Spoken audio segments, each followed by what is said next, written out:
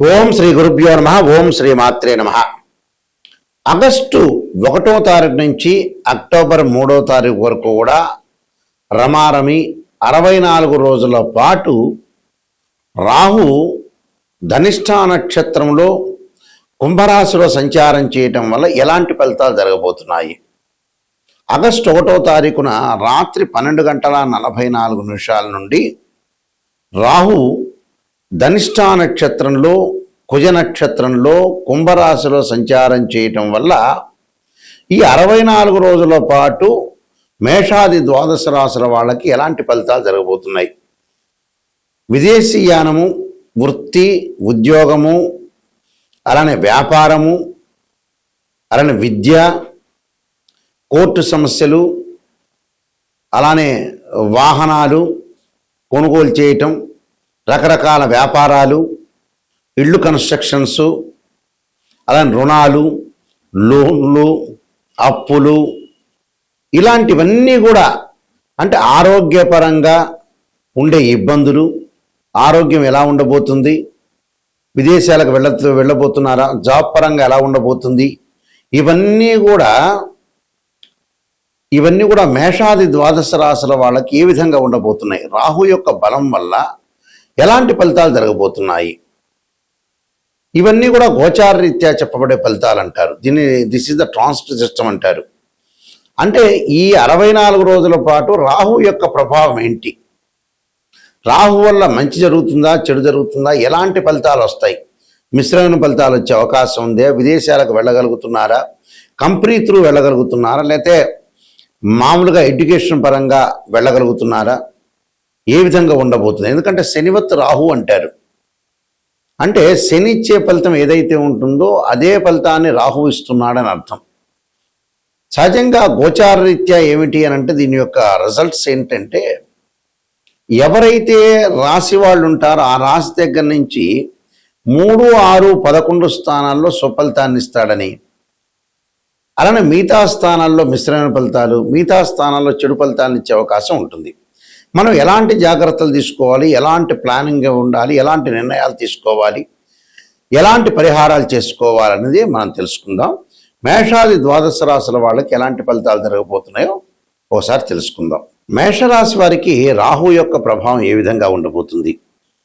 రాహు ఈ ధనిష్ఠా నక్షత్రమైన కుజ నక్షత్రంలో ఉండటం వల్ల ఎలాంటి ఫలితాలు జరగబోతున్నాయి? ఇక్కడ మేషరాశి వారికి రాహు కుంభరాశిలో సంచారం, లాభస్థానంలో సంచారం చేయటం వల్ల, ఇక్కడ కుజు నక్షత్రంలో ఉండటం వల్ల కూడా ధనధాన్య వృద్ధి కలగటం ఒకటి, చేయు పనులు ఎందు ధనధాన్య లాభం కలగటం, భోగభాగ్యాలతో తులతూగే అవకాశాలు, అలానే పశువులు, గృహాలు, వాహనాలు కొనుగోలు చేయటం, తలచిన ప్రతి పని కూడా పూర్తయ్యే అవకాశాలు, అధికారులు, పెద్దలు అభిమానం పొందే అవకాశాలు, నూతన వస్త్రాలు, విలువైన ఆభరణాలు ధరించడం, గొప్పవారి వల్ల స్నేహలాభాలు కూడా కలిగే అవకాశాలు ఉంటాయి. దైవము, బంధు, మిత్ర దర్శనాలు చేసే అవకాశాలు బాగా ఎక్కువగా ఉంటాయి. అయితే ఇక్కడ రియల్ ఎస్టేట్ రంగం కూడా అనుకూలంగా ఉండటం, అగ్రికల్చర్ ల్యాండ్ రైతులకు కూడా చాలా అనుకూలంగా ఉంటుంది, లాభాలు వాటిలో ఉండే అవకాశాలు ఎక్కువ ఉంటుంది. అంటే ఇళ్ళు కొనుగోలు చేయటం, పొలాలు కొనుగోలు చేయటం, పిత్రార్జితం కలిసి వచ్చే అవకాశాలు బాగా ఎక్కువ ఉండటం ఒకటి, కోర్టు సమస్యలు అన్నదమ్ముల మధ్యలో సఖ్యత బాగా పెరిగే అవకాశాలు ఖచ్చితంగా ఉంటాయి. మరిన్ని ఫలితాలు రావాలంటే తప్పకుండా వాళ్ళు చేయాల్సింది ముందుగా వాళ్ళు సర్పదేవతను ఆరాధన చేయాలి. నాగరాజాయుధ్నే పృథ్వీధరాయ ధీమే తన్నో సర్ప ప్రచోదయాత్ అనే మంత్రాన్ని చక్కగా ఆదివారం రోజున 2 జంట సర్పాలని, అంటే ఒక రాగి సర్పము, ఒక ఏదైనా సరే ఈ పంచలోహాలతో చేసిన సర్పాన్ని, అంటే పంచలోహాలు ఒకటి, రాగి ఒకటి, ఈ 2 సర్పాలని బ్రాహ్మణునికి దానం చేయాలి. చేయటం వల్ల మరింత మంచి ఫలితాలు జరిగే అవకాశాలు ఖచ్చితంగా ఉంటాయి. ఈ రాహుకేతుల యొక్క ప్రభావము, పరస్పర దృష్టి వల్ల కూడా మనం చిన్నమస్తాదేవి, ధూమవతి యొక్క స్తోత్రాలు పారాయణం చేయటం కూడా చాలా ఇంపార్టెంట్ ఇక్కడ. అలానే రాహుకి అధిదేవత, ప్రతిదేవత, అధిష్టాన దేవతలు, అంతరిక్ష దేవతలు ఉంటారు. ఇక్కడ ఈ అంతరిక్ష దేవతల్లో ఏదైతే మనకి రాహుకేతుల వల్ల కొంతమందికి జాతకంలో సర్పదోషాలు ఉండటం, రాహుకేతుల మధ్యలో మిగతా గ్రహాలన్నీ కూడా బంధించబడి ఉంటే దాన్ని కాలసర్పదోషం అంటారు. అంటే 12 రకాల కాలసర్ప దోషాలు ఉంటాయి. అలానే పంచమంలో రాహు ఉన్నా పంచమంలో కేతు ఉన్నా కూడా మనకి సర్పదోషం ఏర్పడుతుంది. కానీ సర్పదోషం వేరు, కాలసర్పదోషం వేరు. దాని మీదే నేను ఇండియాలో మొట్టమొదటగా పుస్తకం రాసింది. కాలసర్పయోగం అని బుక్ రాశాను మోహన్ పబ్లికేషన్ రాజమండ్రి వాళ్ళ దగ్గర ఆ పుస్తకం అనేది లభిస్తుంది. తర్వాత నెక్స్ట్ కాలసర్పయోగ చంద్రిక రాశాను నేను. రాహుకేతులు, ఛాయాగ్రహాలు ఇలాంటి పుస్తకాలు రాజమండ్రిలో కోటగుమంలో మోహన్ పబ్లికేషన్ వారి దగ్గర దొరుకుతాయి. మా దగ్గర కూడా లభ్యమవుతాయి. అయితే ఈ కాలసర్ప దోషాల్లో 12 రకాల కాలసర్ప దోషాలు ఉంటాయి. 12 రకాలకి రెమెడీస్ అనేవి కూడా ఉంటాయి. భయపడాల్సిన పని లేదు. అయితే జాతకంలో అసలు సర్పదోషం ఉందా లేదా, కాలసర్పదోషం ఉందా లేదా అనేది నిజంగా తెలుసుకోవాలి. ఈ మధ్యకాలంలో ఏ ప్రాబ్లం వచ్చినా కూడా కాలసర్పదోషం మీద పడేస్తున్నారు. కాలసర్పదోషం కూడా గజకేశ్వర యోగము, చంద్రమానంగళ యోగాలు, రవిబుధాదిత్య యోగాలు, లక్ష్మీ యోగాలు ఉంటే కూడా కాలసర్ప యోగం అనేది తగ్గుతుంది అని అర్థం, తగ్గిపోతుంది అని అర్థం. కొన్ని గ్రహాలు రాహుతో కంజంక్షన్ అయ్యి రాహు కంటే ముందుంటే కూడా ఆ కాలసర్ప యోగ దోషం అనేది విఫలమవుతుంది అని అర్థం. అంటే ఇవన్నీ కూడా తెలుసుకోవాలి. ఉంది అని అనుకుంటే ఎంబటే ఉంది అనేది కాదు, అక్కడ ఉందా లేకపోతే ఏదైనా ఎగ్జంప్షన్ అయిందా అనేది కూడా చూసుకోవాలి. ఇక్కడ రాహు వచ్చేటప్పటికల్లా సర్పదేవతను సుబ్రహ్మణ్య స్వామిని ఆరాధన చేయాలి. అంటే ఎలాంటి మంత్రాలు అంటే తత్పురుషాయుధే మహాసేనాయుధీమే తన్నో షణ్ముఖ ప్రచోదయాత్ అనే మంత్రాన్ని చక్కగా, అలానే నాగరాజాయుధే పృథ్వీధరాయుధీమే తన్నో సర్ప ప్రచోదయాత్ అనే మంత్రాన్ని చక్కగా చదువుకోవటం. అలానే శనివారం కానీ ఆదివారం కానీ 2 జంట సర్పాలను దానం చేయటం. అలానే ఓం నమో అస్తు సర్పేభ్య ఏకే చ పృథ్వీమనో ఏ అంతరిక్షే ద్వితీయేభ్య సర్పేభ్యో నమః అనే మంత్రాన్ని కూడా, అంటే అంతరిక్షంలో ఉండే సర్పాలకి భూమి మీద ఉండే సర్పాలకి నమస్కారం చేస్తున్నాను దాని అర్థం. అలాగా ఈ వేదోక్త మంత్రం కూడా చక్కగా వచ్చిన వాళ్ళు చదువుకోవచ్చు, తప్పులేదు. అలా లేక సర్పగాయత్రి మంత్రాలు. అలానే రాహుకి శ్లోకాలు కొన్ని ఉంటాయి. అర్ధకాయం అంటే అర్ధకాయం శ్లోకం ఒకటి ఉంటుంది, అందరికీ కూడా ప్రతి పంచాంగంలో ప్రతి చోట కూడా ఉంటుంది. ఆ శ్లోకాన్ని కూడా మీరు చదువుకోవచ్చు, తప్పులేదు. అలానే ఇక్కడ ప్రతిదీ కూడా మనం మంత్రం ఉచ్చారణతో పాటు చక్కగా నవగ్రహాల యొక్క ప్రదర్శన చేయాలి.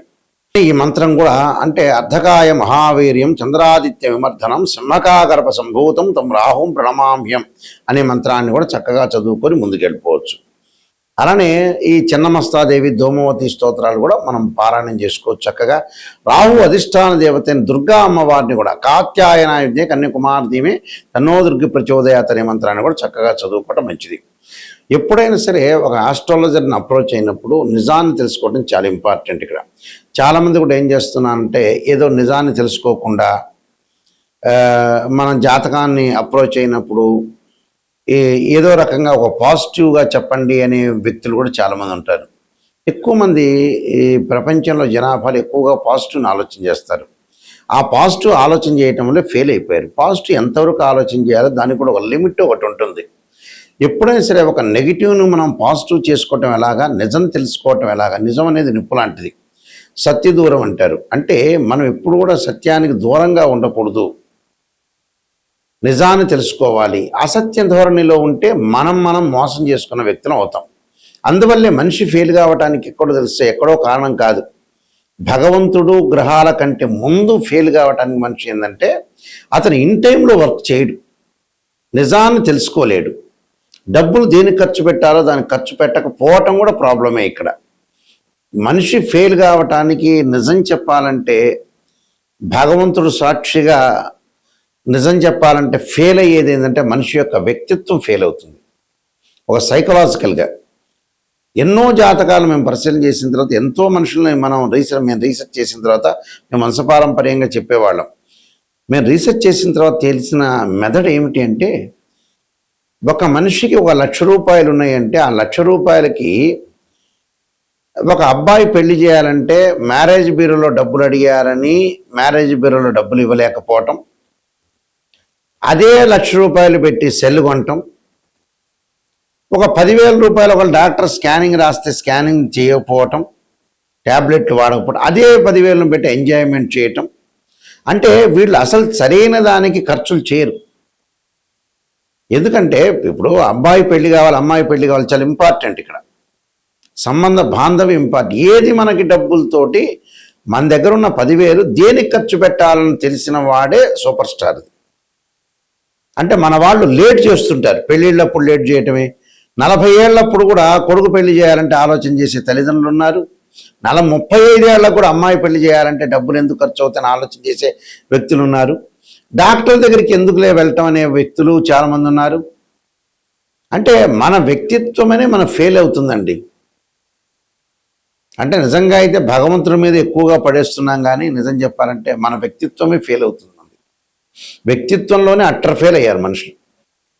ఇది 100% కాదు, దీనికి ఎంత పర్సెంటేజ్ క్యాలిక్యులేట్ చేసినా కూడా కరెక్ట్. అది నేను చాలామంది అనాలిసిస్ చేశా. ఒక్కొక్క మనిషిని మనం తీసుకునేటట్టయితే ఆ మనిషి ఎందుకు ఫెయిల్ అయ్యాడంటే ఓ వ్యాపారం చేస్తుంటాడు, కరెక్ట్ ఆస్ట్రాలజీని అప్రోచ్ అయ్యి మంచి వ్యాపారం చేయడు. ఒకవేళ మన దగ్గర డబ్బులు ఉన్నాయనుకోండి, ఇల్లు కొనుక్కోండి, స్థలాలు కొనుక్కోండి అంటే కొనుక్కోడు, వడ్డీలకు ఇవ్వడానికి రెడీ అవుతాడు. ఫెయిల్ కావటానికి ఏమిటంటే ఇదే కారణాలు. 12 కాపురానికి 12 సూత్రాల్లాగా వీళ్ళు ఫెయిల్ కావడానికి జీవితంలో ఉద్యోగము, వ్యాపారంలో చేయాల్సిన పనులు చేయరు వీళ్ళు. చాలామందిని మేము చూసాం, ఎన్నో కోట్ల రూపాయలు పెట్టుబడులు పెడుతుంటారు, ఎవరికో ఇస్తుంటాడు, తన కూతురు పెళ్లి కూడా చేయలేడు. చివరికి తన కూతురు పెళ్లి చేయడానికి మ్యారేజ్ బ్యూరోలో 10,000 ఇవ్వలేని వ్యక్తులు కూడా ఉన్నారు. కోట్ల రూపాయలుండి.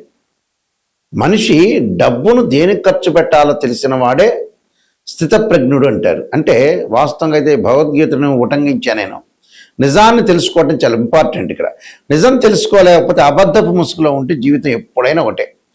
ఎన్నిసార్లు తిరుపతికి వెళ్ళినా, ఎన్నిసార్లు శ్రీశైలానికి వెళ్ళినా, ఎన్నిసార్లు భగవంతుడు కొలిచినా వాడి జీవితం అంతే ఉంటుంది. నిజాన్ని తెలుసుకొని ముందుకు వెళ్ళండి. నిజం అనేది చాలా నిప్పు లాంటిది. అయితే ఈ విషయాలన్నీ కూడా ఒక ఆస్ట్రాలజర్ని అప్రోచ్ అయినప్పుడు నిజాన్ని తెలుసుకోండి.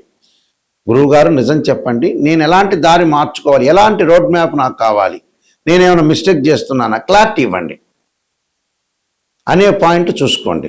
కొంతమంది 40 ఏళ్ళు వచ్చినా కూడా మా దగ్గరికి వచ్చినప్పుడు వాళ్ళు స్పందించట్లా. 42 ఏళ్ళు వచ్చి ఆతృత పడాలి. తల్లికి 70 ఏళ్ళు వచ్చి కొడుకును పెళ్లి చేయాలన్నప్పుడు ఒక ఎగ్జాంపుల్ మననే వచ్చింది. ఆమె అసలు ఆతృతే లేదు. ఆమె ఇంకా బతికుంటుంది అని అనుకుంటుంది 100 ఏళ్ళు 200 ఏళ్ళు.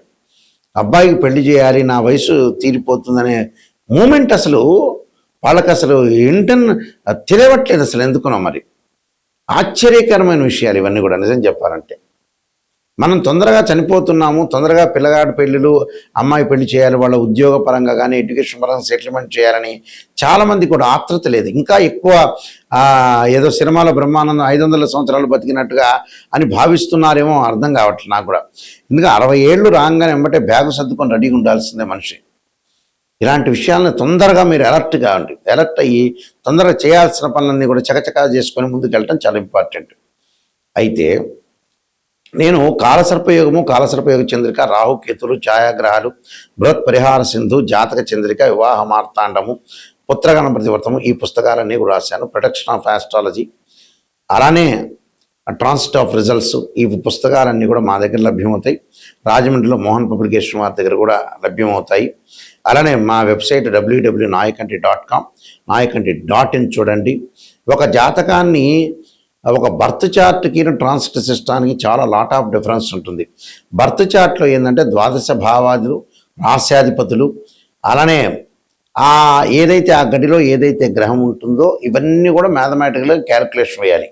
భావాధిపతులు అంటే తనుభావానికి రవని, ద్వితీయ భావానికి గురువని, తృతీయ భావానికి కుజుడని, చతుర్థ భావానికి చంద్రుడు బుధుడని, పంచమ భావానికి గురువని, ఇలా ద్వాదశ భావాధిపతులు అంటే ఇంటి ఓనర్ అని అర్థం. రాస్యాధిపతులు ఉంటారు. ఆ రాస్యాధిపతి ఎవరంటే బిల్డరు. అక్కడ ఏదైతే గ్రహం ఉంటుందో ఆ గ్రహం టెనెంటు అని అర్థం. అంటే జాతకంలో గజకేసరి యోగం ఉందా, లక్ష్మీ యోగం ఉందా, చంద్రమంగళ యోగం ఉందా, బుధాదిత్య యోగం ఉందా అనేది తెలుసుకోవాలి. కానీ ప్రతి చోట కలవంగానే బుధాదిత్య యోగాలు, చంద్రమంగళ యోగాలు కాదు. ఇవన్నీ కూడా కొంతమంది ఆస్ట్రాలజర్స్ అనవసరంగా చెబుతున్నారు. నిజంగా కాదు, ఆ కాంబినేషన్ కావు. కొంతమందికి మాత్రమే యోగాలు అనేవి ఉంటాయి. యోగం అంటే 2 or more planets is called యోగం అంటారు. యోగం అనేది అది కాదు. యోగం నిజంగా ఉందా లేదా తెలుసుకోవాలి. దాని దృష్టి, దశ, అంతర్దశలు మ్యాథమెటికల్ క్యాలిక్యులేషన్ వేయాలి. ఒక వివాహం జరుగుతుందా లేదంటే రాశిచక్రం, నవాంశం, భావచక్రం, దశలో అంతర్దశలను చూడాలి. ఒక సంతానం కలుగుతుందా లేదంటే రాశిచక్రం, సప్తమాంశం, భావచక్రం, దశలో అంతర్దశలు చూడాలి. దీనిలో కేపీ సిస్టమ్ అని, వైదిక ఆస్ట్రాలజీ, బివి రామన్, ఇలాంటి పద్ధతులన్నీ ఉంటాయి. ఆ స్క్రీన్ మీద స్క్రోలింగ్ అవుతున్న నా నెంబర్ ఉంటుంది. నిజం తెలుసుకోవాలి, నాయకంటి గారి ద్వారా బాగుపడాలనే వ్యక్తులు మాత్రమే ఫోన్ చేయండి. నిజంగా జాతకాన్ని తెలుసుకునే వాళ్ళు మాత్రం ఫోన్ చేయండి. వద్దండి నాకు పాజిటివ్నే కావాలంటే నాకు ఫోన్ చేయొద్దండి. నెగిటివ్ పాజిటివ్ రెండూ తెలుసుకొని నిజాన్ని తెలుసుకునే వాళ్ళు మాత్రం ఫోన్ చేయండి. ఎందుకంటే అబద్ధపు ముసుగులో మంచిది కాదు. ఏ రోజైనా నిజమనే నిప్పు లాంటిది, అది ఏ రోజైనా తెలుసుకునేదే. కాబట్టి మీరు మంచిగా తెలుసుకోవాలి, కరెక్ట్గా నిజం తెలుసుకోవాలంటే నాకు ఫోన్ చేయొచ్చు. మీ అందరికీ కూడా శ్రీ పరమేశ్వరుడి యొక్క కరుణాకటాక్షం ఉండాలని ఆశిస్తూ సర్వే జనా సుఖినో భవంతు.